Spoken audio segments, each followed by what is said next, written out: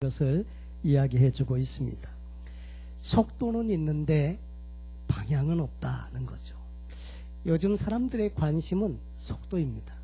얼마나 빠르냐, 인터넷 얼마나 빠르냐, 컴퓨터 얼마나 빠르냐. 다 빠른 거에 따라서 돈이 비싸지고 많은 값을 지불하기도 하지요. 그런데 속도보다 더 중요한 게 방향이라고 하는 것입니다. 특별히 이 가치 발견과 올바른 가치 설정이 없이는 인생의 중요한, 그토록 소중한 방향을 잡을 수 없다는 데 문제가 있습니다. 사람에게 뭐가 가장 중요할까? 폴 틸리라고 하는 사람은 이런 말을 했습니다.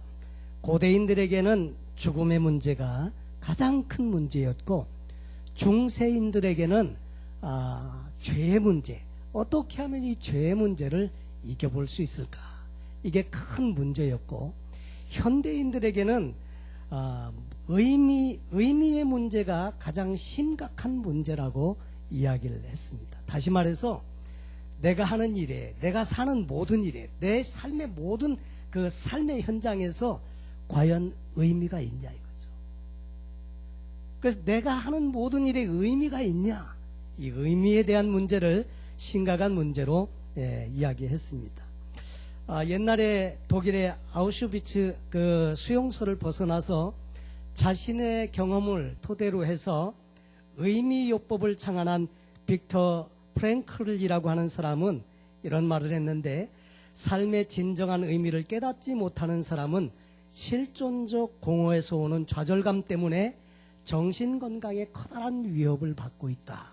다시 말해서 실존적 공허라고 하는 말은 자기 안에 아무것도 없어서 텅 빈 마음으로 인해서 정신적으로 좌절감을 느끼게 되고 건강이 정신적으로 혼란스러워한다, 그런 이야기입니다.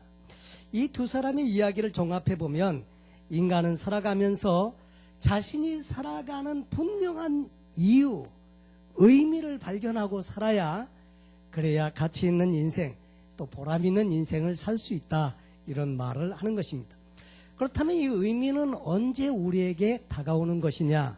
그것은 가치를 발견할 때 비로소 의미를 깨닫게 된다는 것입니다.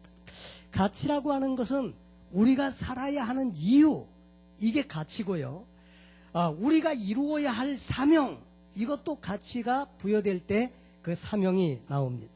그리고 우리를 움직이게 하는 내적인 원동력이 있는데, 이 원동력이 어디에서 오느냐면 우리가 부여하는 가치, 이 가치에서 온다고 하는 거죠. 가치는 우리로 하여금 행복을 만나게 하는 안내자다, 이런 말도 했습니다. 이 말의 뜻은 뭐냐면, 가치를 온전히 잘 발견해야, 그래야 우리는 행복한 인생을 살 수 있다, 그런 이야기가 되겠습니다. 특별히 우리 중에는 우리 젊은 청년들도 계시는데, 젊어서부터 이 가치를 잘 붙드시면 인생에 복이 있는 인생을 살게 될 줄로 믿습니다.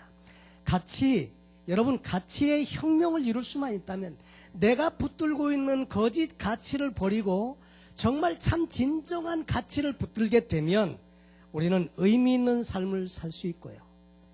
또 예수님처럼, 바울처럼 예수님을 이해하게 되고 바울을 이해하게 되고 그들과 같은 신앙적인 고차원적인 삶을 살 수 있다는 것을 이야기합니다.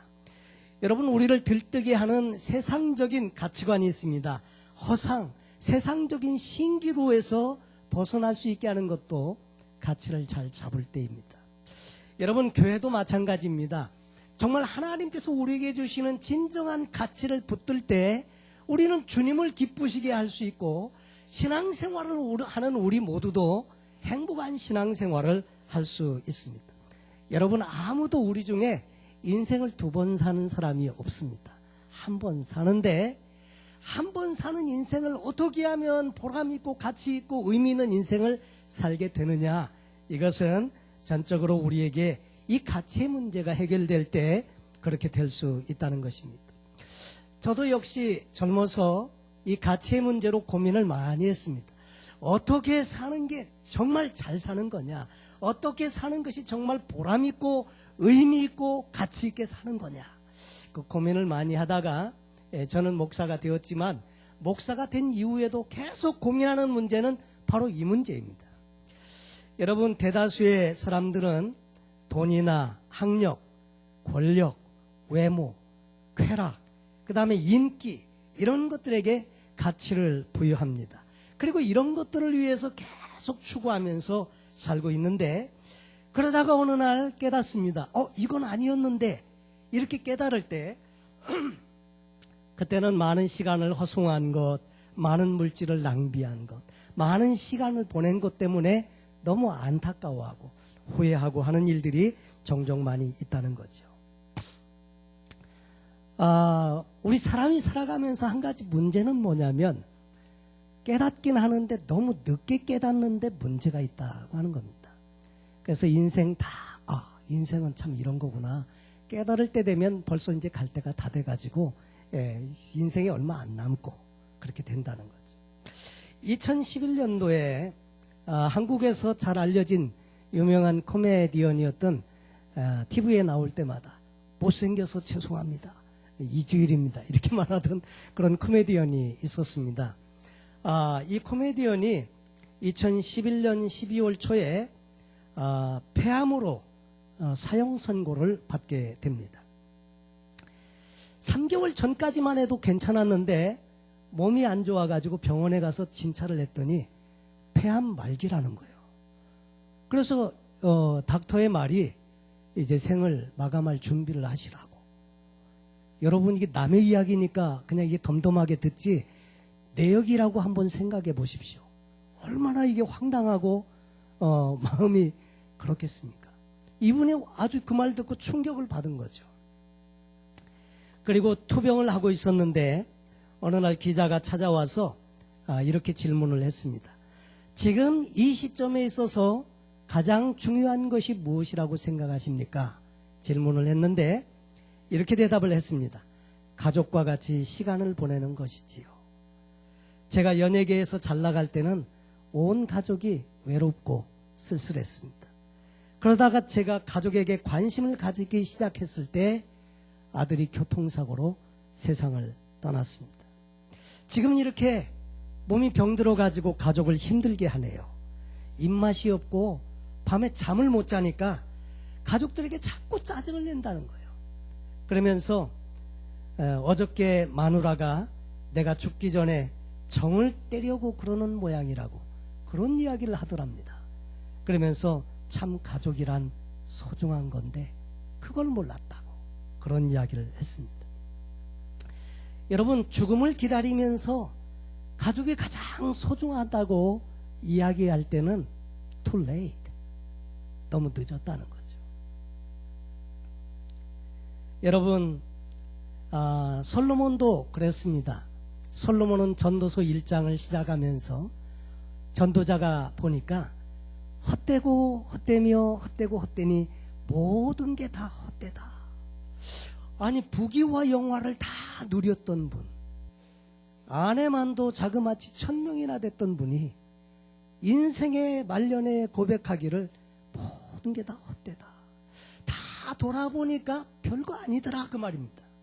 자기가 그렇게 소중하게 여겼던 것, 가치 있게 여겼던 것, 이런 것들이 보니까 별게 아니더라, 이런 거죠. 그래서 헛되고 헛되니 또 모든 것이 헛되다, 이런 고백을 했습니다. 그런데 참된 가치를 발견하게 되면 여러분, 살아가면서 삶의 용기가 자꾸 생깁니다. 나만 사는 게 아니구나, 이게. 내가 가치를 깨닫게 되면요, 내 사는 것이 남을 돕는 일에, 정말 다른 사람들을 유익되게 하는 일에 다 필요한 거구나. 그래서 나는 사는 이 의미가 있고 보람이 있고 가치가 있는 삶이구나 깨달으니까 사는데 용기가 생깁니다. 의미와 보람과 가치를 추구하게 되고요, 가치를 깨닫게 되면 하나님과 사람 앞에서 그 다음에 당당하게 살아갑니다. 나만을 위해서 사는 삶이 아니고 내가 정말로 가치 있는 인생을 위해서 살아갈 때 여러분, 사람 앞에서든지 하나님 앞에 서든지 당당합니다. 가치 있는 삶을 살 때 참 이런 변화가 우리에게 오게 되는데, 그런데 가치 있는 것은 뭘까? 여러분, 진짜 가치 있는 것은요, 잠깐 있다가 없어지는 것이 아니라 영원한 가치 있는 것을 붙잡으셔야 진짜를 잡으시는 겁니다. 가치라고 하는 것, 첫째 가치란 무엇인가? 브리테니까 이 백과사전에 보니 가치는 어떤 사물, 현상, 행위 등이 인간에게 의미 있고 바람직한 것임을 나타내는 개념이다 그랬습니다. 원래 이 가치라는 것은 경제학에서 나왔는데 주로 교환가치라는 의미로 사용되어졌습니다. 이 마이크가 얼마짜리인가? 500불짜리다. 500불 가치 있을까? 가치 있겠는데 그러면 500불을 주고 이것을 사는 거죠. 교환하는 것입니다. 여러분, 그런데 이것이 현대인들에게 쓰여질 때는 내가 시간과 재물을 투자할 만큼 정말 소중한 것인가? 이것이죠. 내가 그 일을 위해서 시간을 들이고 내 재능을 들이고 물질을 들일 만큼 그것이 소중한 것인가? 그것이 가치를 결정해 준다 하는 거죠. 사람들은 누구나 자신들이 중요하다고 생각하는 것들이 있습니다. 그리고 저마다 가치를 부여하는 것들이 있는데, 가치는 눈에 보이는 것이 아닙니다. 내면 속에 있는 것입니다. 그런데 이 내면에 있는 가치가 나를 그리로 몰고 간다고 하는 거죠. 여러분, 세상 사람들이 사는 것을 보십시오. 그리고 세상 돌아가는 것을 보십시오. 가치 있다고 인정이 되어져야 사람들은 그 일에 몰입하게 되고 그 일을 향해서 달려가는 것입니다. 가치 있다고 인정되면 돈도 막 쏟아붓고 시간도 쏟아붓고 열정도 쏟아붓고 그 일에 매진을 하게 되는데, 가치를 부여하지 못하면 전혀 그렇게 할 수가 없는 것입니다. 여러분, 제가 오래전에 높은 산에 올라가서 이렇게 마을을 내려다 보니까 집들이 막 이렇게 있고요. 그 도로를 따라서 자동차들이 막 이렇게 가는 게 보였습니다. 비행기를 타도 우리는 흔히 볼 수 있지 않습니까? 그런데 자동차가 도로를 따라서 막 움직이는데 꼭 차들이 혼자 자기들이 이렇게 쫙 그 길을 가는 것 같아요. 그런데 자세히 보면 그 차 안에 사람이 있지 않습니까? 이 사람이 타고 자기가 가고 싶은 대로 지금 차를 운전해 가는 것 아닙니까? 역시 마찬가지로 우리도 우리 사람 안에는 밸류, 이 가치라는 것이 있어서 우리를 운전해서 간다는 거죠. 그래서 어떤 가치를 갖느냐가 대단히 중요하다고 할 수 있습니다. 우리는 무엇이 진짜 가치 있는 것인지를 알기 위해서는 성경을 통해서 하나님의 말씀에 귀를 기울여야 하는데, 여러분, 많은 사람들이 진짜 행복, 진정한 행복이 무엇인지 잘 모르고 있다. 행복은 자기 만족에서 얻어지는 것이 아니라 가치 있는 일에 충실할 때 얻어지는 것이다. 헬런 켈러의 말입니다. 여러분, 진짜 가치와 가짜 가치가 있습니다. 진짜 같아 보이는데 그게 가짜일 수 있고요. 가짜 같은데 진짜인 경우도 있습니다. 사람들은 열심히 살면 된다고 말을 하는데, 열심히 사는 것도 중요하지만 더 중요한 것은 방향이라고 말씀을 드렸습니다. 우리 인생도 마찬가지여서 올바른 가치를 붙들어야 방향을 제대로 잘 잡을 수 있고, 그리고 그 방향으로 나아갈 때 행복하고요, 의미도 느끼고 보람도 있고 가치도 느낀다고 하는 것입니다. 여러분, 엄마 뱃속에 있는 태아는 손과 발이 필요하지 않습니다. 탯줄이 다 연결되어져 있어서 그냥 가만히 있으면 영양을 공급받고 살 수 있습니다. 그런데 엄마 뱃속에 있는 동안 10개월 동안에 손도 준비되고 발도 다 준비되는 이유는 태어나서 붙들 수 있는 물건들이 있고 만져야 될 것이 있기 때문에 손이 준비되는 것이고요. 태어나갖고 디딜 땅이 있기 때문에 다리도 준비되는 것처럼 우리도 이 땅에 사는 동안에 영원한 천국에서 누릴 삶을 준비하는 거 우리가 잘 알고 있습니다.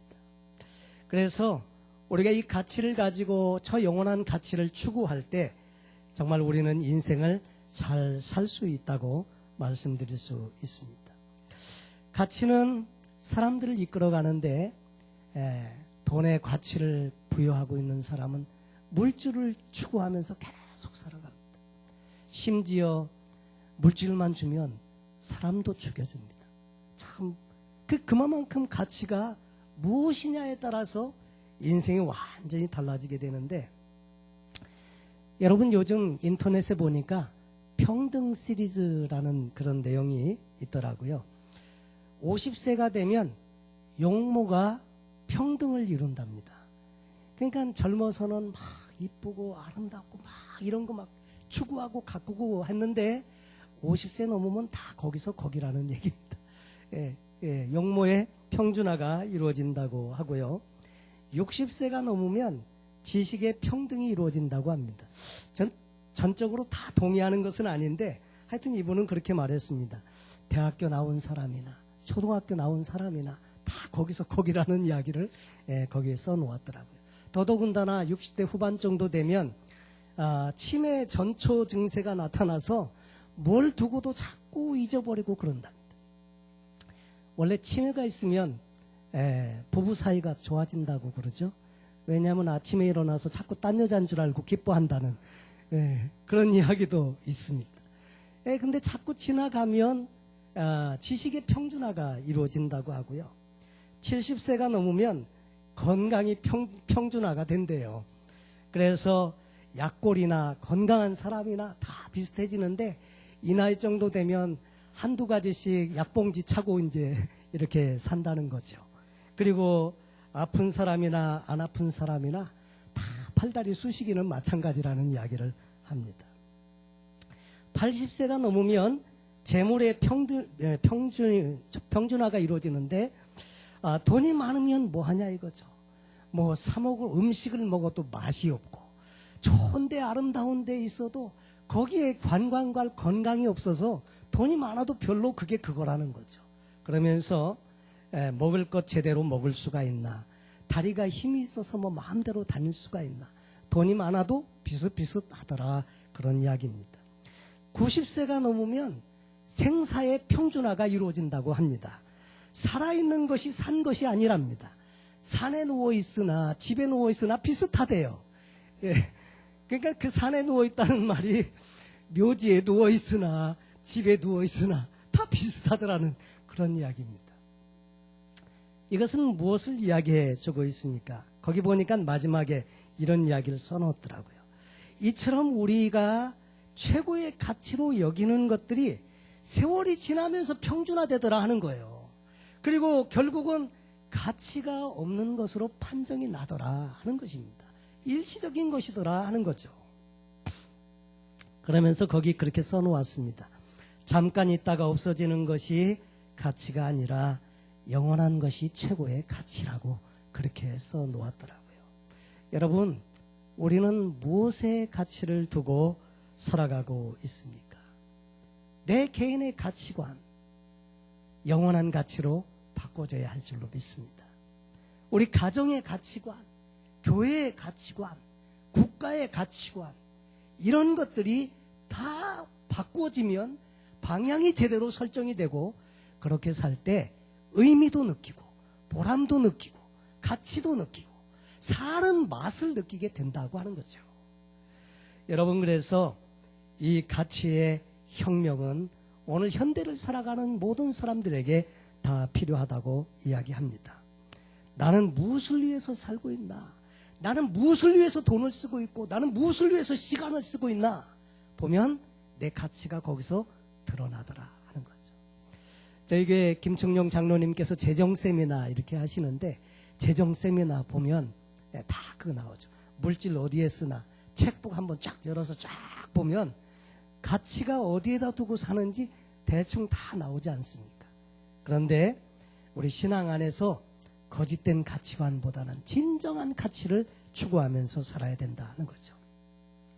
중학교 때인가 고등학교 때인가 단편 소설 중에 모파상의 목걸이라는 그런 단편 소설 혹시 읽어보셨습니까? 어차피 뭐 지식이 평준화될 거니까 일거나 마나 뭐 다 비슷한 거 아닌가 이렇게 생각을 하시는 것 같은데, 그 작품에 보면 어느 자매가 가난한 하급 공무원과 결혼을 했습니다. 옹색하게 사는 게 좀 싫었는데 파티에 초대를 받았습니다. 드레스도 준비하고 다 준비했는데 이 목이 좀 허전한 거예요. 그래서 진주 목걸이 하나 이렇게 친구에게 부탁을 해서 목걸이를 빌렸습니다. 그리고 그 파티장에 가서 인기도 많이 받았고 너무너무 좋았는데 집에 딱 와서 보니까 와, 목걸이가 없어졌네. 아무리 찾아도 이거 없는 거예요. 그래서 할 수 없이 가난한 부부가 재산을 막 정리했습니다. 집도 팔고 막 이렇게 해가지고 목걸이를 사가지고 똑같은 걸 사서 친구에게 주었습니다. 그리고 10년 동안은 고생하면서 힘들게 이렇게 살았더라 하는 거죠. 그랬는데 어느 날 길을 가다가 그 친구를 만났습니다. 목걸이 빌려준 친구를 만났는데 이 친구가 자기를 몰라보는 거예요. 너무너무 변했으니까요. 고생을 10년 동안 했더니 완전히 얼굴이 달라지고 뭐 변한 거예요. 친구가 너무 그 친구를 바라보면서 어떻게 이렇게 변했느냐고 그간의 일들을 같이 이야기하다 보니까 이 말을 했네요. 그때 파티장에 진주 목걸이 빌려가지고 갔었는데 그거 잊어버려가지고 그거 사가지고 너에게 돌려주고 우리는 그거 갚기 위해서 여태 고생하고 이제 겨우 살만하게 되었다고 그간 10년의 고생한 이야기를 해 주었습니다. 그랬더니 그 작품의 마지막에 그 친구가 하는 말이 가엾은 마틸드, 그것은 가짜였어. 겨우 500프랑밖에 안 나가는 것이었는데, 뭐 프랑이 얼마인지 알 수가 있어야 이게 이해가 되죠. 그러니까 요즘 말로 말하면 그거 가짜였는데 50불짜리밖에 안 되는 건데, 여러분 이 말 듣고 그 마틸드가 얼마나 충격에 빠졌을까요? 여러분 우리도 그렇게 추구하고 평생을 그렇게 살았는데 우리 하나님 나라에 가기 전에 그거 가짜였는데 그거 50불짜리밖에 안 되는 건데, 이 말 들으면 얼마나 우리가 허무해지겠습니까? 그래서 우리는 진짜 가치를 붙들지 않으면 안 된다는 거죠. 그냥 없어질 그냥 그 가짜 붙들고 만족해 하다가 이게 아니었는데 그러나 그때는 too late, 너무 늦다는 거죠. 그래서 우리는 진짜 가치를 붙들어야 한다는 것이고요. 두 번째, 우리는 가치를 이야기할 때 나에 대한 가치가 얼마짜리인지를 알아야 된다는 거죠. 나는 얼마나 어떤 존재인가, 얼마나 가치 있는 존재인가를 알아야 가치 있는 삶을 사는 데 도움이 되는데, 우리는 과연 어떤 존재인가? 얼마 전까지만 해도 학교들이 계속 졸업식을 하지 않았습니까? 뭐 그냥 초등학교, 그 다음에 미들스쿨, 그 다음에 고등학교, 대학교 막 다 졸업식을 하는데, 졸업식 축사로 초대받은 사람들은 대통령을 비롯해서 유명인사, 기업인, 심지어는 할리우드의 스타들까지 다양합니다.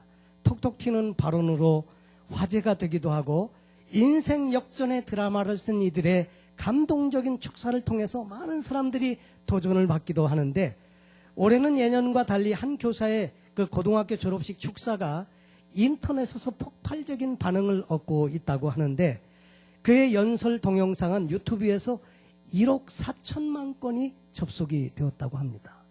1억 4천만 번이나 사람들이 접속해서 그 연설을 들었는데, 그 주인공은 보스턴의 웨슬리 고등학교 영어교사인 데이비드 맥컬리 주니어라고 하는 사람인데, 그 연설문의 주제가 뭐냐면 너희들 중 어느 누구도 특별하지 않다.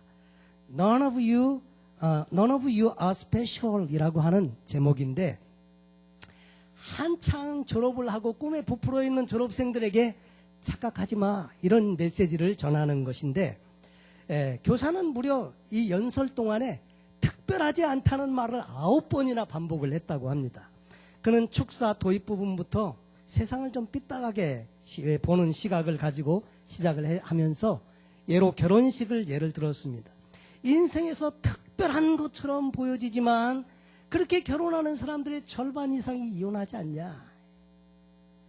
그리고 졸업식 때도 남자나 여자나 공부 잘하는 사람이나 못하는 사람이나 다 똑같은 가운 입고 앉아있으니까 너는 특별하지 않다. 이렇게 이야기하기도 하고, 그러면서 이야기할 때 너희는 특별하지 않다 계속 이렇게 말할 때 여기저기서 낄낄대면서 식장이 소란해졌지만 그는 개의치 않고 계속 연설을 해나갔는데, 그러면서 그런 통계를 근거로 들었습니다. 미 전역에서 3만 7천 개의 고등학교에서 해마다 320만 명의 졸업생들이 나온다 이거예요. 너희는 특별하지 않다는 거예요. 이 3만 7천 개 고등학교에서 320만 명 중에 너희는 같은 그런 사람이라는 거죠. 또 설사 전교에서 졸업생들 중에 수석 졸업자가 있다고 해도 3만 7천 명 중에 한 명일 뿐이라는 얘기예요. 너희는 특별하지 않다. 설사 100만 명 중에 한 명 나오는 인재라고 해도 전 세계 68억의 인구를 계산하면 특별하지 않다. 이렇게 이야기를 했습니다. 그리고 참석만 하면 아무에게나 주는 트로피를 받아들고 와서 우리의 최고라고 그렇게 길을 살려주는 부모들에게 쓴소리도 날렸는데, 그렇게 키우니까 나중에 응석바지가 되지 않느냐 그러면서 또 쓴소리도 했습니다. 그러면서 학생들에게는 말하기를 엄마 아빠가 아무리 너희를 특별하다고 해도 사실 너희는 조금도 특별하거나 특별한 존재가 아니다 라고 을러댔고요. 그리고 지금까지는 누군가 어리광을 받아줬지만 앞으로는 크게 달라질 것이라면서 겁도 주었습니다. 이 교사의 메시지의 핵심적인 내용은 이런 것입니다. 특별한 존재가 아니라는 사실을 스스로 인정하고 받아들여야 인생의 소중함도 알게 되고, 그리고 도전적인 인생을 살 수 있다. 그래서 특별하다고 생각하지 말고 열심히 노력해서 성취하는 인생을 살아라. 그런 메시지가 되겠습니다. 그런데 사실 그의 말에 공감도 가긴 하지만 성경을 통해서 우리를 보는 하나님의 입장에서 우리 자신을 보면 어떤가? 우리는 과연 특별하지 않은 그런 존재인가? 하나님 앞에. 근데 성경을 보니까 전혀 그렇게 말하고 있지 않습니다. 성경을 보면 이사야 43장에 보니까 하나님은 우리를 보배롭고 존귀한 자라고 했습니다. 시편 139편에 보면 우리를 신묘막측하게 지은, 특별하게 하나님께서 커스텀 메이드로 디자인해서 만드는 신묘막측하게 지은 특별한 존재라고 우리를 말씀해 주십니다. 만세전부터 아버지 하나님은 우리를 예정하셨고, 예수 그리스도는 그 구속을 이루기 위해서 십자가에 달려 돌아가셨고, 성령님은 지금도 우리 안에 계셔서 우리가 하나님의 자녀인 것을 인쳐주신다고 이야기하면서 우리는 하나님의 사랑을 받는 특별한 존재임을 성경은 말씀하는데, 그것이 에베소서의 메시지를 통해서 전해지고 있습니다. 그리고 우리를 사랑하시되 끝까지 사랑하시는 그 하나님의 사랑을 이야기하고, 또 하나님은 우리로 인해서 기쁨을 이기지 못하여 하시며 너로 인하여 잠잠히 사랑하시는 그 하나님이신 것을 우리에게 말씀해 주십니다. 여러분, 하나님이 우리를 그렇게 보배롭고 존귀하게 여기신다는 것, 여러분 아멘이십니까?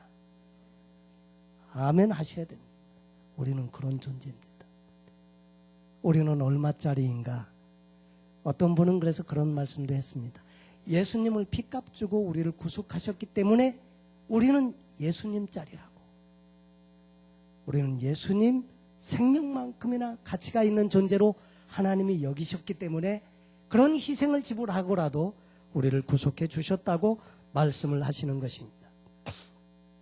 세 번째로, 그러면 우리는 소중한 존재인데, 그러면 하나님은 우리 외에 또 다른 어떤 것들을 소중하게 여기시고 가치를 부여하시나 하는 것입니다. 세 번째로는 하나님은 우리뿐 아니라 세상 가운데 살고 있는 영혼들도 동일하게 여기십니다. 하찮은 존재로 여기시는 것이 아니라 이스라엘 사람들이 이방인들을 바라보듯이 개처럼 여기거나 지옥의 땔감처럼 여기시는 것이 아니라 구원하고 구속해야 할 하나님의 사랑의 대상으로 존귀하게 여기신다고 하는 것입니다. 그래서 그들을 위해서도 예수를 보내셨다 하는 것입니다. 그래서 우리도 하나님이 소중하게 가치를 부여하는 그 일에 우리도 가치를 부여하면서 살아야 된다는 것을 말씀해 주시면서 오늘 마태복음 13장의 메시지를 보기 원합니다. 마태복음 13장에 보면 천국에 대한 세 가지 비유가 나옵니다. 밭에 감추인 보와 값준 진주를 구하는 장사의 이야기, 또 바다에 치고 각종 물고기를 모으는 그물에 대한 이야기를 합니다. 밭에 감추인 보화의 이야기는 우연히 발견한 보화의 이야기인데 그 보화는 무엇입니까? 천국입니다. 우연히 이 보화를 발견한 사람, 완전히 땡 잡은 사람의 이야기입니다. 그런가 하면 진주 장사의 이야기는 애써 진리를 구하고 그렇게 구도자의 자세로 그렇게 찾다가 파이널리 마지막에 값진 진주를 발견한 그 진주 장사처럼 이 복음의 말씀을 붙들고 하나님의 자녀가 된 사람에 대한 이야기를 해주고 있습니다. 세 번째, 물고기를 잡는 이 그물 치는 이야기는 다 천국에서는 고기를 잡은 다음에 다 가려낸다 이거죠. 이거는 버리고 이거는 취하고 가려내듯이 심판이 있다는 이야기를 해주고 있습니다. 그 중에 특별히 밭에 감춘 보화, 여러분 이 보화는 무슨 연고로 밭에서 나왔냐 하는 거죠. 어떻게 보화가 밭에서 나오냐 하는 거죠. 이것은 이렇습니다. 옛날에는 은행도 믿을 수가 없어요. 전쟁이 벌어지고 그러면 은행이고 뭐고 막 남아나는 게 아무것도 없습니다. 그러니까 소중한 재산을 어떻게 합니까? 그러니까 위기 상황 때 이것을 보호하기 위해서는 사람들이 아무도 모르게 자기 가족들만 알게 밭에 땅을 파고 거기다가 묻어버리는 거예요. 근데 그 밭은 이스라엘 백성들은 밭은 팔려도 50년이 되면 회년이 되면 돌아옵니다. 원주인에게 돌아와요. 그러니까 밭은 자기 소유일 뿐만 아니라 후손들의 소유입니다. 그 밭에 묻습니다. 근데 어떤 사람이 소작인이 밭을 막 쟁기로 갈다 보니까 뭐가 걸려서 이 땅을 파보니까 와, 값진 보화가 그 안에 가득한 거예요. 이것을 자기 것으로 삼으려면 어떻게 하면 될까? 여러분 길을 가다가 우리 김 목사님하고 저하고 길을 가다가 제가 100불짜리를 딱 봤습니다. 100불. 그랬더니 김 목사님이 얼른 주셨어요. 누구 겁니까? 본 사람 겁니까? 주신 사람 겁니까? 잘 모르겠죠. 예. 돌려줘야죠. 원래 주인 찾아가지고. 자, 그런데 밭에서 이렇게 보화를 발견했는데 이것은 당시의 판례가 뭐냐면 밭 주인 거다. 밭 주인 거예요. 아무리 자기가 찾았어도 자기 소유를 주장할 수가 없어요. 밭 주인 거예요. 그러면 그 보화를 자기 거 만들려면 밭을 사면 되지 않습니까? 그래서 박 선생 그 밭 저한테 파세요. 얼마입니까 그 밭? 10만 불인데. 그렇습니까? 제가 15만 불 주면 안 될까요? 안 돼요. 그거 못 팔아요. 왜요? 팔 필요가 없으니까요. 그러면 20만 불 주면 되겠습니까? 쏠깃하거든요. 아니 이 사람이 조금 돌았나? 그 20만 불이면 2배나 되는 큰 땅을 살 수 있는데 왜 이걸 꼭 산다고 그러지? 한번 튕겨볼까? 한번 또 튕깁니다. 30만 불 드리겠습니다. 30만 불. 30만 불이면 3배나 되잖아요. 그래가지고 30만 불에 팔면서 그렇게 생각했다는 거죠. 뭔가 좀 모자란 것 같아. 시세를 몰라도 한참 모르지. 난 이 값이면 3배나 산다. 3배. 자, 그리고 팔았는데 나중에 보니까 그 밭에서 보화가 나오네. 와, 그때 이 사람이 아는 거죠. 팔지 말걸. 여러분, 차이는 뭐냐면 가치를 본 사람하고 못 본 사람하고의 차이입니다. 여러분, 천국도 마찬가지입니다. 천국 남이 볼 때는 아무것도 없는 것 같습니다. 주님을 위해서 산다는 거. 주일날 여러분 얼마나 좋습니까? 방학인데 아무데도 안 가셨네요. 예? 가실 때 많은데 이렇게 오셔갖고 예배드리고 또 그 봉사하고 섬기고 술도 안 하시지, 담배도 안 하시지, 예? 그리고 도박장에도 안 가시지. 얼마나 재밌는데 도박이. 막 이러면서 사람들은 그런 생각한다는 거죠. 그런데 여러분 못 보는 게 있다는 거예요. 뭘 못 봐요? 가치, 진짜 숨겨진 보화를 못 봤다 이거죠. 본 사람하고 못 본 사람은 그게 다르습니다. 진주장사 역시 마찬가지입니다. 진주장사는 그 비싸게 주고 진주를 사지만 이 진주를 누구에게 지금 팔려는 거예요? 왕에게 팔려는 겁니다. 왕에게 이걸 갖다 주면 값을 그냥 막 몇 배씩 준다 이거죠. 왕은 그런 게 필요하니까. 얼마든지 재물이 많으니까. 그래서 그걸 그 값 주고 사가는 겁니다. 사람들이 볼 때는 저렇게 비싸게 사가지고 어떡하려고. 그런데 진주장사는 압니다. 이게 얼마짜리인지를 안다는 거죠. 옛날에 아프리카에 선교사로 갔던 분들 그런 기록들 있지 않습니까? 아이들이 공기놀이 하면서 돌멩이 갖고 놀고 있는데 보니까 와, 빛이 번쩍번쩍하네. 보니까 막 다이아몬드 원석을 가지고 노는 거예요. 그거 가지고 막 장난감 주고 받고 오고 막 이렇게 했다는 거죠. 값을 모르면요, 가치를 모르면요, 여러분 세상 가운데 우리는 이 천국의 가치가 그렇다는 겁니다. 그래서 하나님께서 그렇게 소중하게 여기시는 많은 사람들이 이 땅에 살고 있는데 그들에게 우리는 어떻게 해서든지 이 천국의 아름다운 보화를 함께 나누고 싶은 것입니다. 여러분, 우리는 신앙생활 하면서 정말 세상적인 잠깐 있다가 없어지는 가치를 추구하기보다는 영원한 가치를 붙드시고 사시기를 바랍니다. 그리고 이 가치를 나만 소유하는 것이 아니라 이웃들과 나누어도요, 내 것이 없어지는 것이 아닙니다. 나누면 나눌수록 더 풍성해지는 놀라운 비결이 복음 안에 있다는 것입니다. 그래서 여러분, 이 놀라운 이 보화를 이웃들과 함께 나누는 일에 우리가 가치를 부여하고 남은 생에 산다면 정말 보람 있는 인생을 산다는 거죠. 죽어가는 영혼들을 구원하는 일에 우리가 쓰임받는 것 이상 귀한 일이 어디 있습니까? 많은 사람들을 우리 하나님께로 돌아오게 하는 자는 밤하늘에 빛나는 찬란한 별과 같은 존재라고 했습니다. 여러분, 진정한 가치의 혁명을 통해서 우리가 사는 삶이 의미 있고 보람 있고 가치 있는 인생을 살아서 하나님 앞에 큰 상급 받으시는 복된 저와 여러분 되시길 예수님의 이름으로 축원합니다. 기도하겠습니다.